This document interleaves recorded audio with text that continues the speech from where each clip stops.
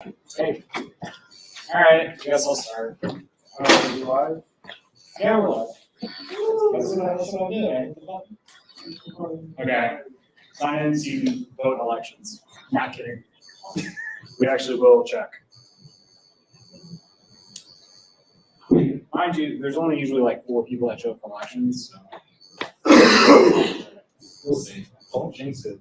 I know, I'm gonna jinx it, and there's gonna be like 40 people that run for office, which suck. So, everybody's got to do their own speech. It'd be hard to count votes, man. What the count?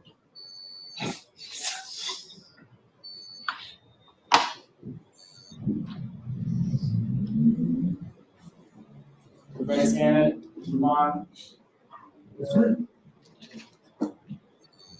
Matthew. Yeah, we can take this.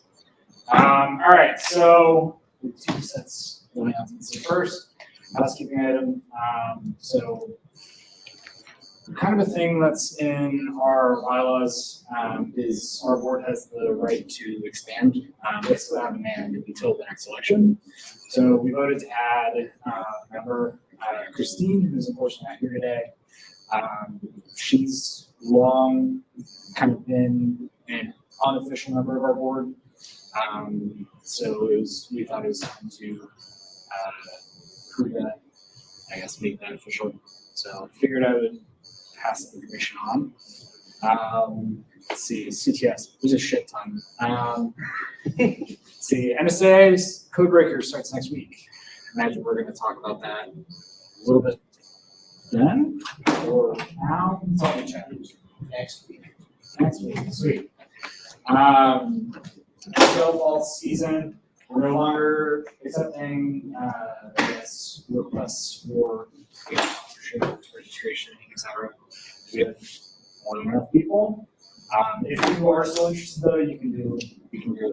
Yeah. For right now, you're good. For right now, you're good. We will send out more information later for those that did fill out that form. University. So the next one, which is kind of like back to back, but Matt's putting together a team for Gagos. Gagos is OT Forensic CTF. Does anybody know what OT is? That's what I expected. OT, so think,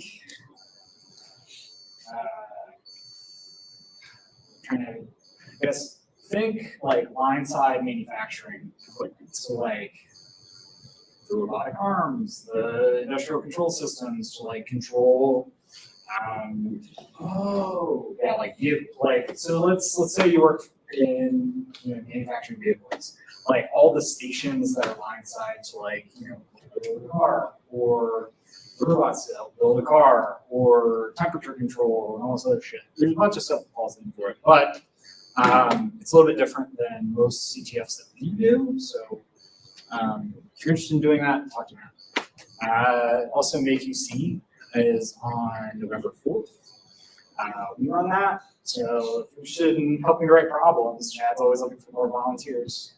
Victims, volunteers. Yeah. Isn't the NCL individual game the 20th? It might be. It might be. I think that's. We might have put the wrong I dates. think you have practice week on. Let me look. That would surprise me. It wouldn't surprise me. I didn't write it. The team game, I think, is right.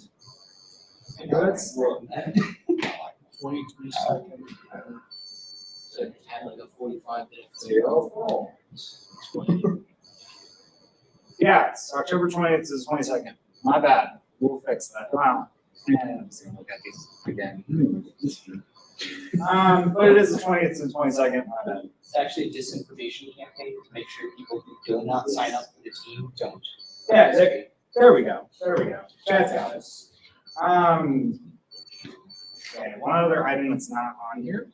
So we're starting to prepare, I think, spring, summertime, Chad, is when we started thinking about doing this. We've been thinking about running our own independently of the various organizations that we help run CTFs for. So if you are interested in helping put that together, it's gonna be another 24-hour one, probably February timeframe. Let me know after. It's really that simple. I'll be as vague as humanly possible. I think we've talked about it a little bit in some of the committee meetings, but that's about it. Yes, Mark. What kind of help are you looking for? All the help. Organizing, Yeah. financing, getting sponsorships, So- making CTF problems. Kind of the four, I guess, buckets, if you will. So there's CTF problem development, which is a big one. That's going to be critical. Next one is actually setting up the infrastructure and making it distinct enough from our normal infrastructure setup that it's solid and then also is able to, I guess, not immediately fall apart as users interact with it, which is a problem in the past a little bit. Improving CTF tool kind of falls in that bucket if you're familiar with some of the projects that we do. Let's see, there's finance. We need to find sponsors. That's 90% of it. And then finding other buckets of money that the university has and take advantage. Last bucket is public affairs, which really just advertising, promotion, General organization. yeah, reaching out to like other cyber clubs in the state to get victims, participants. So, yeah, any other questions before we move on? Yes. How do you want us to show interest and choose? As I said a couple minutes ago, just talk to me. No worries, you are included. We kind of jumped around a couple times. Is Senator EC also registered for second year for the RSU CTF next year? Yeah, I mean, we're participating in everything, so, yeah, we're participating, we're cool. Anything else? Sweet.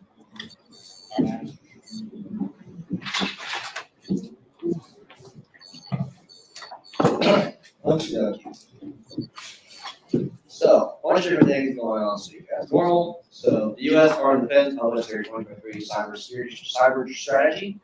The four things that they kind of outlined was defend the nation, prepare to fight and win the nation's war, protect the cyber domain of allies and partners, and build enduring advantages in cyberspace. What does that mean? I was just about to say, take that as you wish. I didn't read it, but something else interesting. So, big news in like mainstream right now is the attacks against NGM and Caesars Entertainment out in Las Vegas. The threat actor called Scattered Spider is the confirmed group going after them. It's actually come out recently that the Okta chief security officer said that 3 other companies the same group since August. He did not detail what those companies were. I'm assuming that they're customers of Okta. So you know what Okta is, it's like a two-factor authentication service for companies. He did say that those companies got hit were in manufacturing, retail, and I'm forgetting the last one off my head, but they're big players. We don't know what they are. Interestingly enough, the Caesars breach, there was a $30 million ransom that was placed on them. They actually negotiated with people at Scattered Spider, get down to $15 million they paid. So that was cool things, and it really took a big impact on like all their operations. Like everything went down. It's a good time. So. Palo Alto released its Unit 42 attack surface report. Really the big thing on there that I found was that 80% of all the exposures they identified were cloud related. So it's kind of just proves that cloud's still a new space in terms of security, and it's, watch it grow. Scammers using AI to create a more compelling fish bait. So like the stereotypical if someone who's like foreign making it, they're gonna have English mistakes and whatnot. They're using AI to kind of like match that. So becoming hard to detect just by reading, which is a problem for end users because people that are falling for one spelling errors are gonna fall for these even more. There's an Iranian APT called Keith Sandstorm, who's actively going after satellite defense and the pharmaceutical sectors. There's really been, I think it's just been password spreading, nothing too crazy yet, but obviously what's going on. Colombian ISP called IFX Networks suffered a ransomware attack, and it actually impacted like over 50 government agencies and big companies in Colombia. When I last read about it, the government was pushing some legal action against them due to like improper security in terms of like they work in the government, you have some standards. They did not have that, which is kind of the reason why they got hit. There was some Microsoft AI training data posted on GitHub publicly. Yeah, some as in 38 terabytes.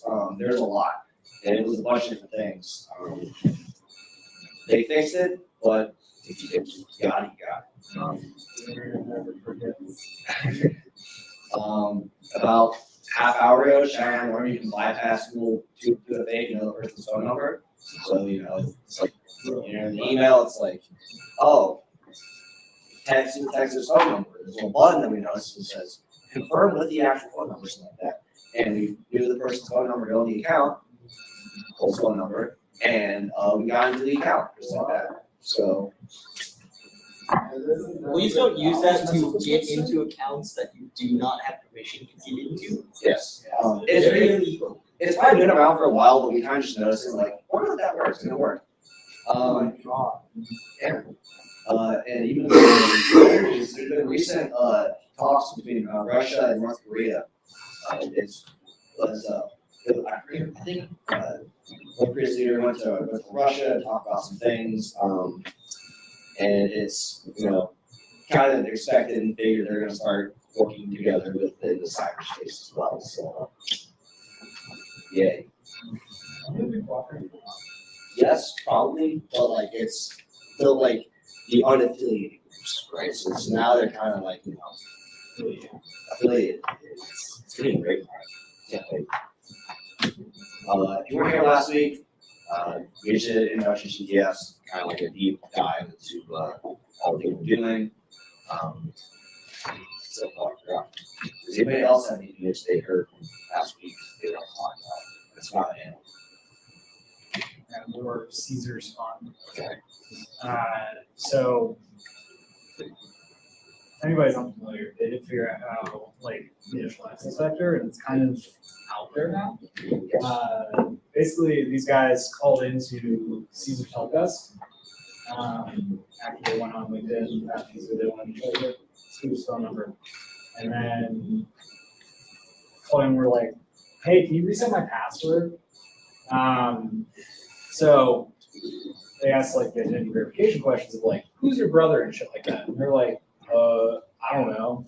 And then they still reset it. So I got nothing.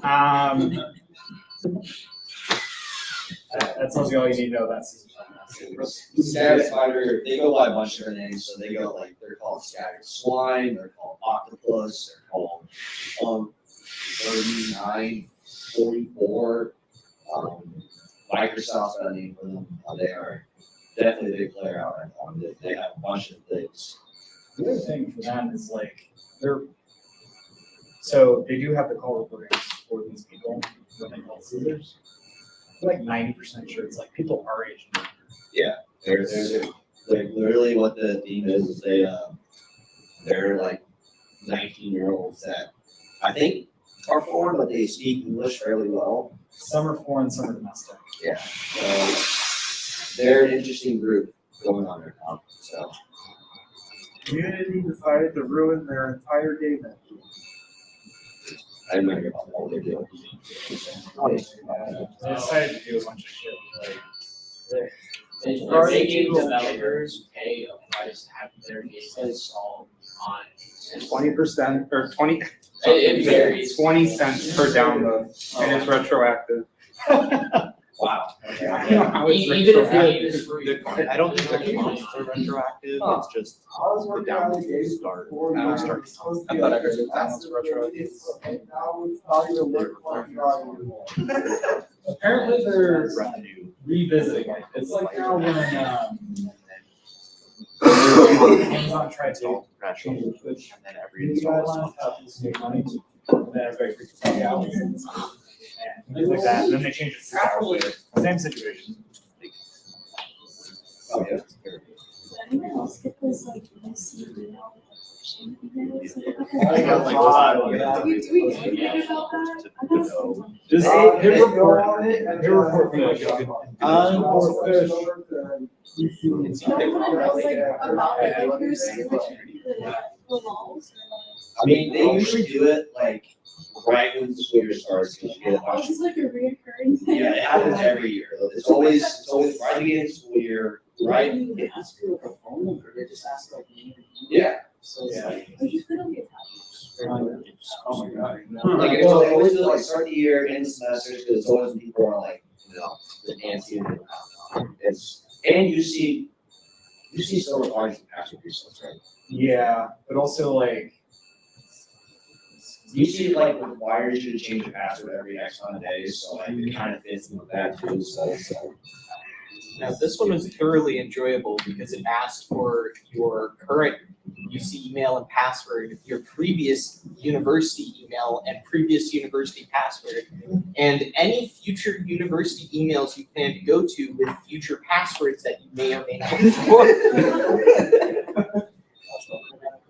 so it's fun because every year there's at least a few UC students, faculty, and staff members that get like, they go down the rabbit hole and eventually it shows up like, hey, you got an email from like this random university administrator, and it's like clearly a phishing email that shows up as internal.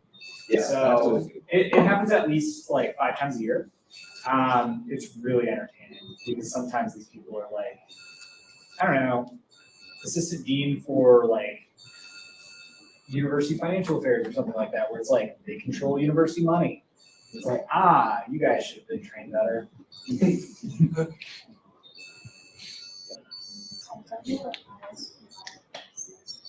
So ISP is internet service provider, so like here in the States, that's like AT&T, T-Mobile, Verizon. And IFSX is just like, the company's name, they're going to IFX. Two actors right back to back, that kind of look the same argument. Anything else? Cool. Chad's gonna do some cool stuff. Chad's gonna do cool stuff. Very good. Yes, so now is the more technical parts. Congratulations, you made it through our lead out section of Cyber UC. Yeah, welcome to the land. Woo. Welcome to the beginning. Yes, the lead out section, because we had, how many, Ever doubled us? Yeah, but, so, intro to RE, or do some interesting stuff, introduce reverse engineering, and then, go through a challenge depending on time. Do you mind if I caveat this really quick? Yes. If you don't know what something means, seriously say something. I'm willing to bet nobody else knows in the room besides Chad and maybe upperclassmen. So like, if you don't know, don't feel bad. Like, nobody knows. This is really niche and like kind of weird. It's a weird area, but it's super useful. And reverse engineering is also really difficult, so if you don't entirely get everything as we go, that's pretty fair. It takes some time to get used to. So reverse engineering is taking software and figuring out how it works. A lot of it is about asking questions about a binary or an executable file, and figuring out what that binary is actually trying to do and how it actually goes about doing it. And how you can use that for some nefarious things. And we don't get source code, so, because why would we be given source code? That'd make our jobs way too easy. So, mostly you're just gonna get executable code. Vulnerability analysis is also important for other challenges, which I'll get into a little bit later. Methods of reverse engineering typically fall into two broad categories of static analysis, where you are taking a binary, ripping it apart, figuring out how it works without actually running it, and then dynamic analysis, where you're running the code and using tools to get better information about that code and about what's running. You should care because lots of jobs use them. I listed a handful of them up there, but there's well over a dozen more that I could probably list. And it also helps you if you're interested in CTFs, then a lot of crypto challenges have components of reverse engineering, where you're typically it's Python programs or other stuff like that, but many of the principles of actually going through and figuring out how something is working still apply. Binary exploitation challenges almost always begin with going through and ripping apart a binary and figuring out how it works. It's just going a couple extra steps of figuring out a vulnerability and exploiting it. Web exploitation requires a bit of reverse engineering because you don't know how the website works necessarily. You might not know what's happening on the back end, and so you have to look on the front end and figure out what's going on. And there's a lot of other, most other categories are going to have some degree. Tools for reverse engineering that we'll generally use, some of the OGs are ObjDump, XSD, and HexDump, which ObjectDump just gives you assembly code. XSD and HexDump give you hexadecimals, which isn't really as useful for actually looking through and figuring out how something works. But if you're a computer, you could probably run that. IDAPro, IDA, Binary Ninja, and RedAir2 have some ID functionality, but they still typically work within assembly. Some of them can run and allow you to actually look at what's going on inside the binary as it's running from a disassembled state. GDB is pretty useful. It's GNU debug. You may have used it before, depending on how much coding in Linux you've done, but it allows you to see the program as it's running, and you can actually modify the state of the program as it's running as well, which gets into some fun stuff. And then I listed two plugins that are used with GDB often within CTFs of GEF or Jeff and PwnDebug, which basically they're add-ons for GDB that make it a little bit more useful when you're doing CTFs. And then Ghidra, the fun one, that is a relatively newer tool which decompiles code rather than disassembles it. And when I'm saying those two, disassembly is just taking a binary and turning it into assembly instructions, and decompilation is going one step further than that, and it's analyzing the assembly to try to figure out what a high C level code would correspond to it. And then it's giving you a pseudocode called P code that pretty closely will mimic how C works. It's very helpful. Yes. For those in the room that don't know, what is assembly and why do I care?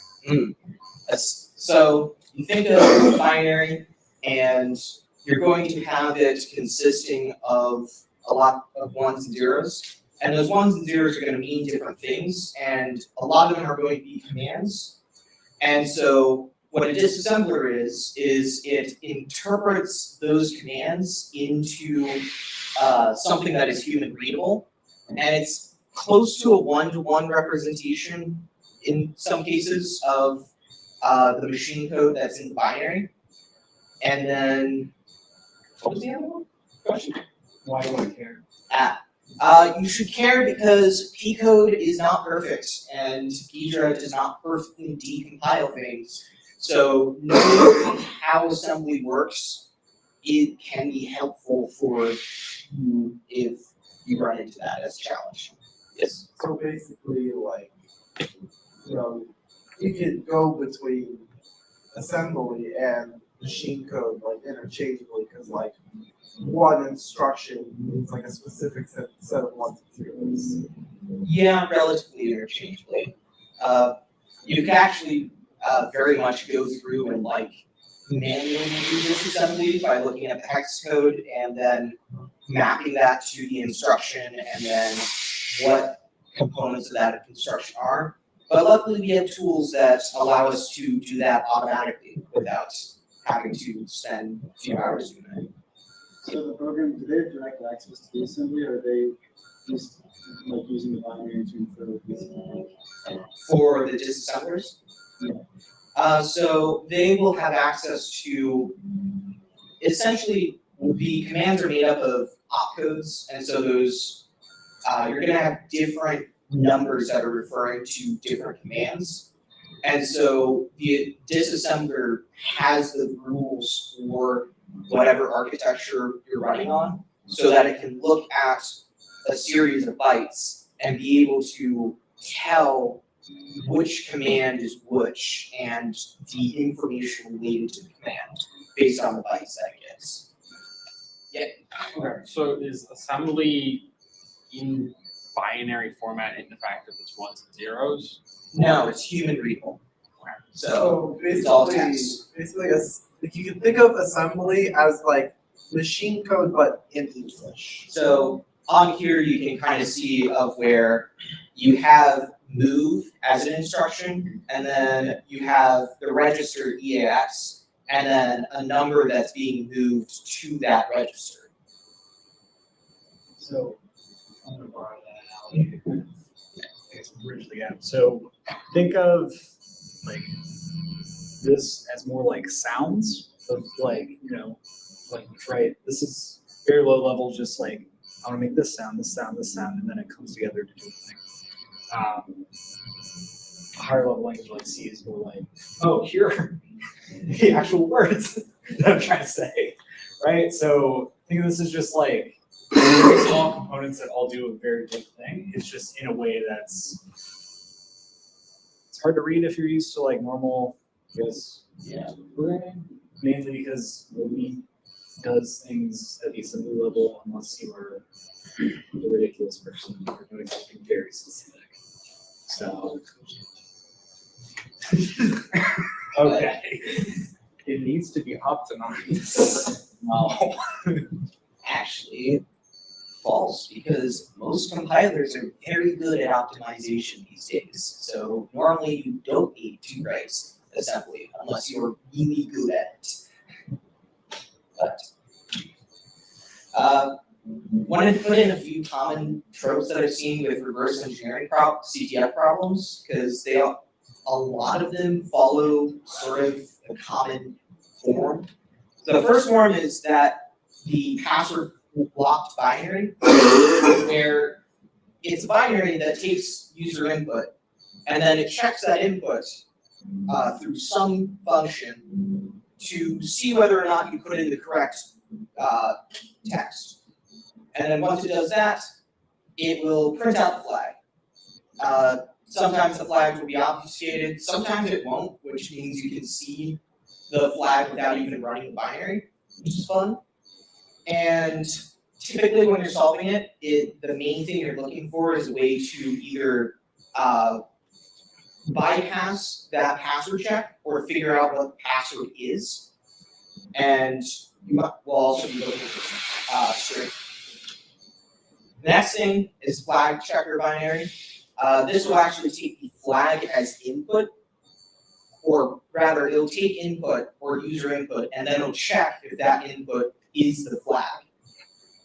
This almost always, pretty much always will have the flag pretty heavily obfuscated to try to encourage people to figure out a different solution than just deobfuscating the flag.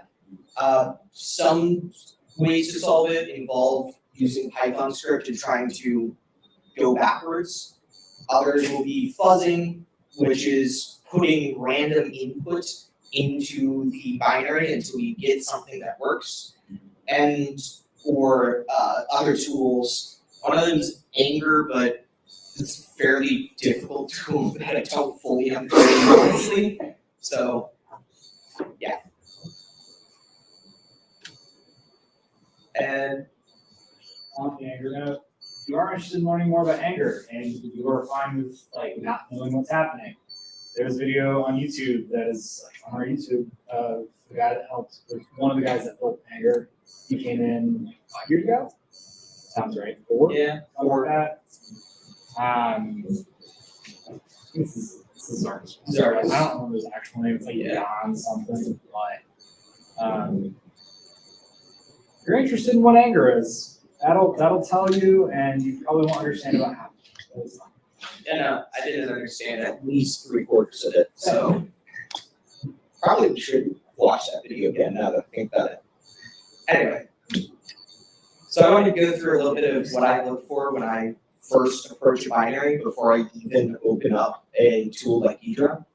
So first thing I do is I run the file command. In Linux, the file command will tell you what the file is.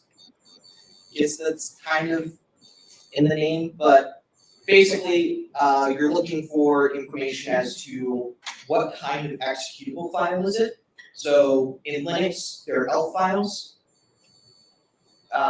And then in Windows, you're going to have your exe files or DLLs, and don't remember the others. But yeah, so you look at that to try and figure out what you got to do with it. You will definitely want to look at what architecture it says it runs on. In this case, with the picture below, it's Intel 803.6. And you might want to look at whether the binary is stripped or not. That's going to make your life either easier or harder depending on how much they strip it. Because when you strip a binary, you're removing a lot of the extra text from it, which makes the binary smaller, while at the same time making it so our job is much harder because we can't look at, because we don't get the names of functions or other things like that. Then I like to run the binary pretty early on in this because it helps me sort of visualize what's happening, look for whether it accepts input, other stuff. This is what I'll be doing in the demo later, but you can see that it's telling you that it's running and it doesn't actually ask for any input and then leaves. But you'll want to look for stuff like that. I try entering things into the terminal, like a very long string, and see what happens. But typically that's just more trying to figure out what happens. And then more information about the binary can come from using the strings command. Wonderful command. It just straight up searches the binary to see if there's any printable characters, which sometimes gives you interesting results. Every once in a while, gives you a flag just outright. Down here, you can actually see at the end of this that we have a format string. So we can know that the flag is part of format string and other such things. It's always good to just try it because the worst thing that'll happen is you'll just see a bunch of strings that you don't take into account at all. Other command-line tools you can use are, one of them is ltrace. This will tell you library calls that are being used.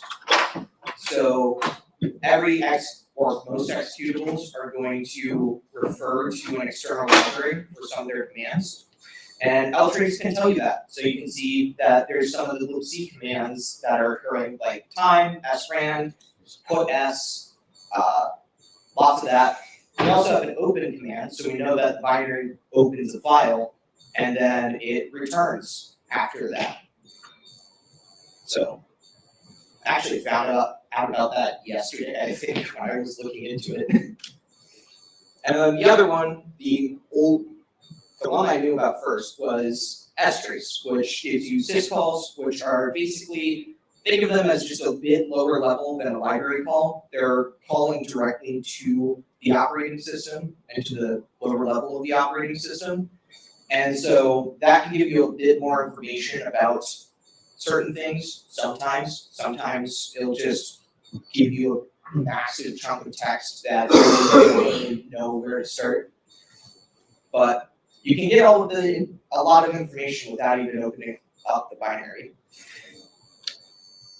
So, first example is the Feed Magical Goat Challenge. This is an old Patel challenge.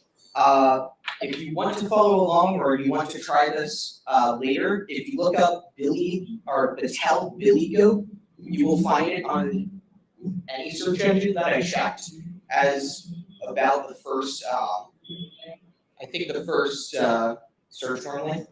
So, yeah, let's see if I'm gonna switch over to my computer to run it. That on stream.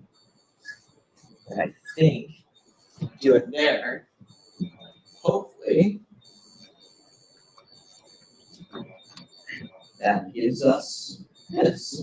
Awesome. It functioned. So if you look up the Feed Magical Goat, you will see this URL. It ends with about the team. But the challenge is right here as its description. Tells you that there's a goat, they struck a bell, and magical goat appeared and wanted food. So they also put in some extra information here about organic food, magical objects, or inorganic food, magical objects, organic food, and sources of infinite energy. So kind of interesting. So when you click on to download this, it'll give you a .zip file that is over in my next page. Already looking at. So you'll see with my terminal, we actually wait. That is a little bit interesting. How's that? Better? Good. Okay. So we can unzip the Billy Goat executable, and we'll get a binary called Billy Goat. So we'll run file on it just to show what's going on. So we have the L file. It's saying that it's an L file here. It's a 32-bit binary. So we know it's an executable and that we can run it because it runs on an Intel processor. And it's not strict, so that's kind of nice. So if you run it, we get the following. You read the shell. Chad, what's an ELF file? L file stands for executable linkable format, if I remember correctly. Basically, it's the .exe for Linux. Unfortunately, like every single major operating system Yes. has a different format. So ELF is Linux's, PE, which is Portable Executable, is for Windows. I don't remember the Mac one. I think the Mac one's different. It's not ELF. I just don't remember. Mac was super weird. Yeah, that's what I don't know. Well, we get this text, tells me to cover my webcam, so I don't know, maybe Billy Goat's watching me, maybe Patel just is taking my picture for future employment. But let's see, yeah, so anger fills his eyes and, well, we don't really get anything else. If we look at our folder now, we actually see that the Billy Goat's executable has disappeared. So that's going to be fun as we continue to run this. We're gonna copy.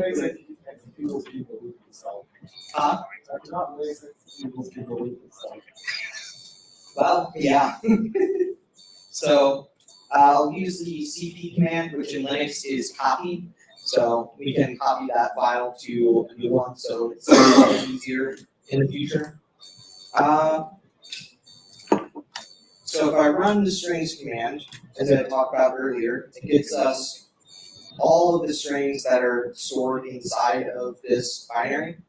We can see some stuff about different functions. We can see information here about how it was compiled on Ubuntu.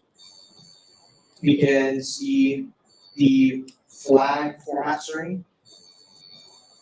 And let's see, we have some other fun stuff. Oh, it knows we're debugging the binary, so that's fun. We found a hint, so since we search for strings, binary is giving us a hint that feeding Billy Goat an @ symbol will give us a hint. So I'm gonna wait, or we're gonna put a pin on that for a little bit later. But if we run it again with ltrace, we will also get some fun. Okay. One sec. I don't know why this didn't have a ltrace before, but you know, that's fun.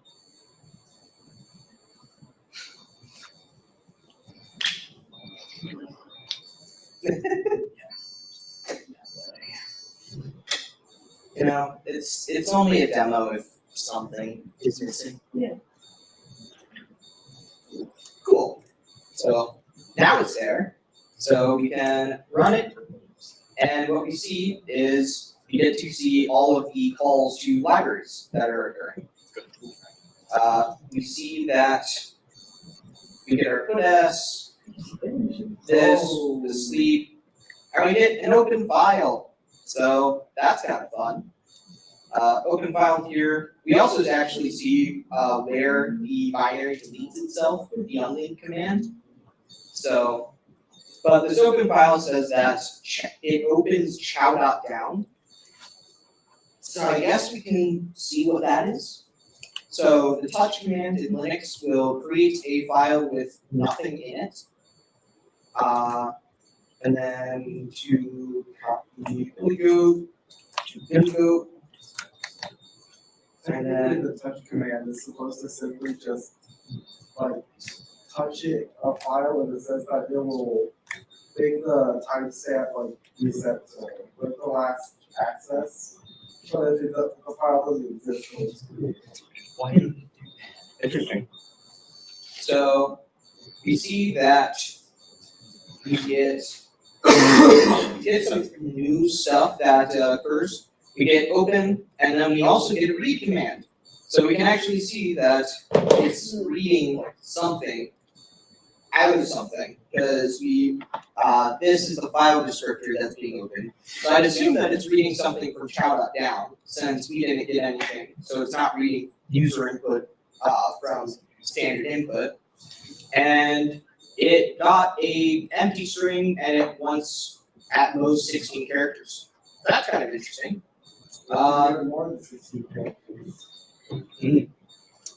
Then we get lots of RANs. Don't know what's really going on there. It opens a file to write. And it puts into a file. So that's fun. I assume we're going to see this file now. And then it also unlinks chow.down and Billy Goat. Kind of nice here.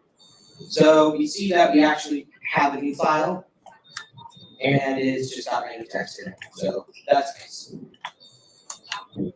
So what we're gonna do is we're gonna use the echo command to echo an @ symbol into chow.down. If you remember from when we ran strings, we know that if we feed him our Billy Goat, that we will get a hint. So go ahead and try that.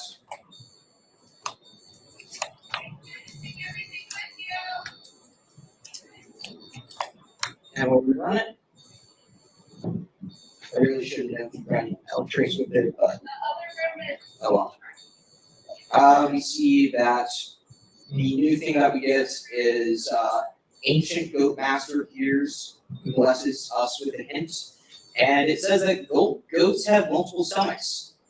Magical goats are no exception, and then it gives us a bunch of different stomachs and stuff that they process. So if we go back, we actually would see that it seems that we need to put these different characters into the different stomachs. but we have no idea what the different stomachs are, and this has not helped us in knowing that. So the next step is using Ghidra. So if you haven't used Ghidra before, you will need to make a new project and kind of just name it whatever you really want. I'd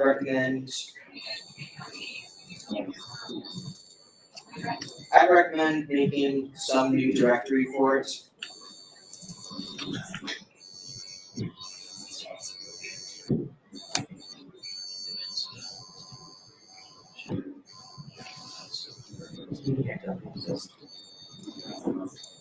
Oh, yeah.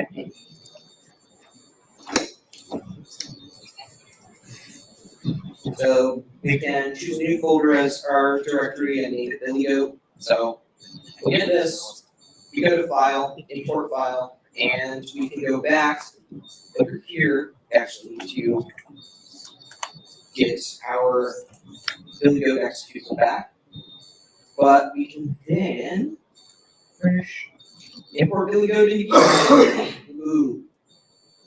We see some general information about it here. Most of that's just going to be automated by Ghidra. You don't really need to care too much. Here, you're going to get general information still about it, stuff that it's learned from when it imported it, and then it's going to look for external programs. Don't really need to worry about if it's missing libc. You generally know the. Generally, they're not going to pass or mess with libc unless they're telling you that they're going to, or giving you a libc. So you don't really need to worry about it. Upon first opening any Ghidra file, or any file in Ghidra, you're going to be asked if you want to analyze it. I'd always go yes. I don't really know of a reason that you want to not analyze it first. And what that's doing is it's running all of its dark magic to figure out what actually happens with binary. So that's fun. So upon first loading, you can see that we end up in the main file. Kind of nice, normal main file. I just see a bunch of people on it. Huh? Slow down. Yeah. Oh, yeah. Put as your offering does not sit well with Bilio and then vomit. So, I mean, I'd assume, I'm pretty sure that's the, yeah, we're getting a lot of trans calls here, and it's making random text, and it looks like it's just opening a file with that. So, it's kind of interesting. Go back over to me. So if you click these arrows up here, it'll move your cursor to something before. So we'll find out here, we get our ring child bell, oh no, here comes Bilio, print and intro, which doesn't seem too interesting, probably is just some text that it cycles through. Now we get to give offering, which goes to the file that we know that Bilio consumes called shout.down. So if we double click on it, we can find ourselves into the give offering. In here, if I recall correctly, yeah.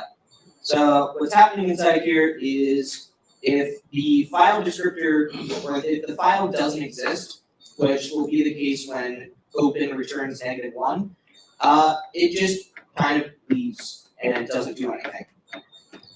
If the file does exist, it'll read from it and it'll check if you have the @ sign, as you can see right here. If that's the case, as we know from doing it, it'll print out the hint point. So that looks to be right here, and then it'll unlink everything and leave.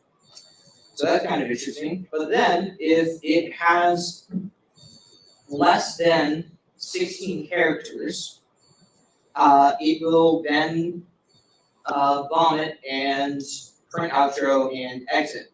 So what we can know from this, just initially reading into it, we can know that we need to feed it 16 characters or more. So we can do that pretty quickly, just using the echo command, send it a bunch of characters and put it into shout.down. See what happens.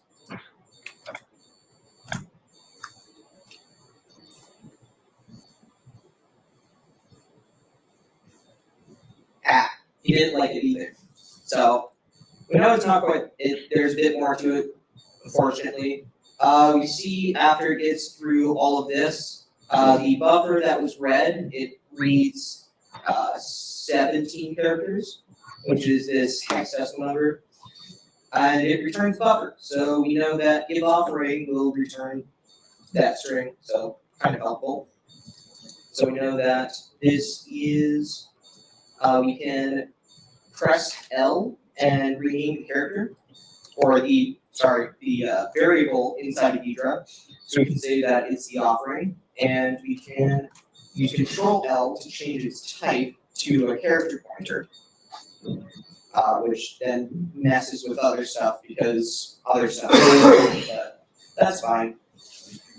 So looking here, we see that it's split, or we get other variables that are going to be pointers to different parts of the offering text, as you can see here.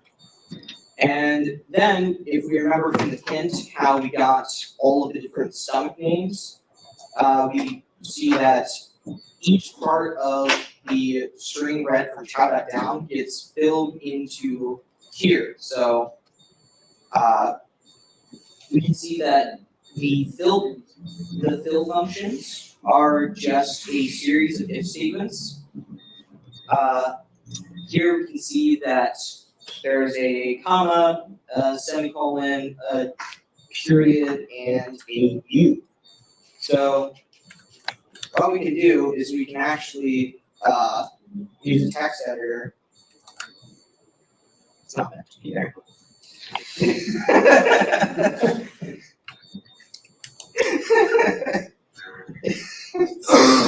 Anyway, so we can use that to fill out what we find here, and I prefer not to put it into chow.down, so then if we get it wrong, we don't lose all the work that we've done. So we get our comma, semicolon, decimal, and U, so we can just go ahead and fill that in here, comma, semicolon, decimal, and U. That's kind of nice. If we go back, we can see that the next thing after fill rumen is returned, which if we look, we only get a 1 returned after we have gone through all of the if statements, and that does some weird stuff to the string that we inputted into it. So kind of fun. We go to the next fill command. The next fill command has capital P, @ H, and an underscore. So that's fun. Let's put those all in. Sign H underscore.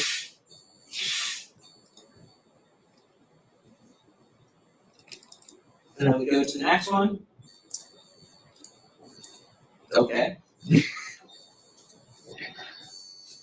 Vertical bar, P, N, and uppercase W. And it's a little tedious, but sometimes we have to. Then we get this last one, which is a little bit more interesting because if you see, they interpret the character being entered in as an integer, and then at that integer with this giant integer. Now the next thing, if you remember about the difference between characters and integers, characters are 1 byte while integers are 4 bytes. So if we are having a character being ANDed with an FF, right? Yeah. That would mean that we actually don't need to care about this because it won't impact the character that we return. So Is that an and though, or is that something else? this is a bitwise AND operator Oh, right bitwise here. and. So Chad, for everybody in the room that doesn't know what that is, can you explain?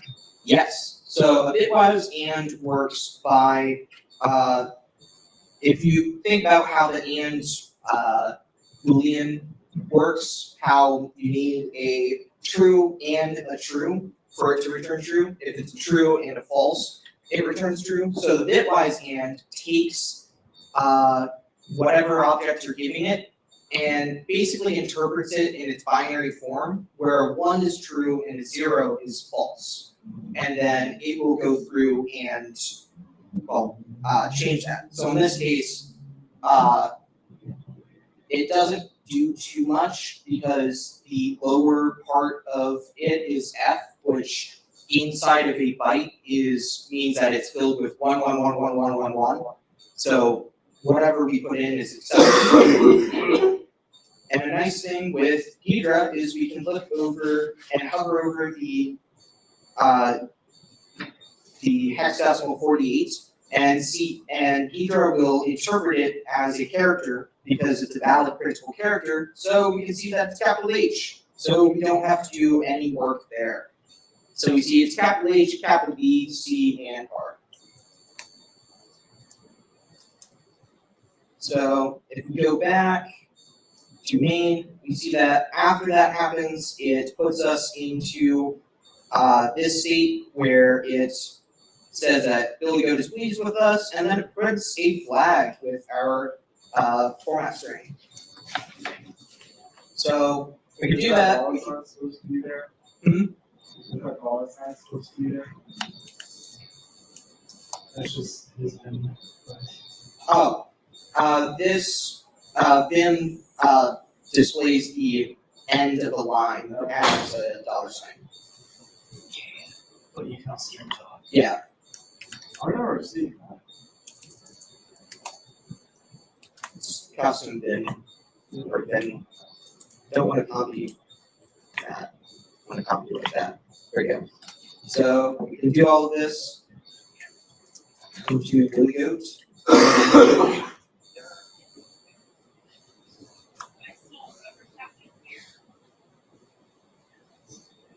And boom, we get the flag.